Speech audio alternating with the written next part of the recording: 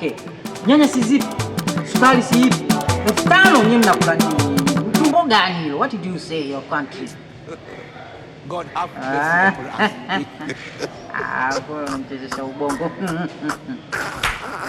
Haya sawa. All right baby. Unaongea nani? Na? Unaongea nani? Nilikuwa naongea na husband to be. Mume wako? No. My husband to be. Si ndio? Mume wako? Unashindwa kunielewa. Nimekwambia nilikuwa naongea na husband. Si ndio, yani husband magi si mume wako. Sikiliza. Mke wangu, maana hapo ndo utanielewa vizuri. Nilikuwa naongea na mke wangu. Sasa ukisema husband maana yake ni mume. Yaani maana yake ulikuwa unaongea na mume. Yaani tafsiri fupi maana yake yani mume wako. Kwa Kiingereza. Mume au mwanaume ni husband. Mke wako ni wife. Kwa hiyo ulikuwa unaongea na mume wako. Wewe umeolewa? No,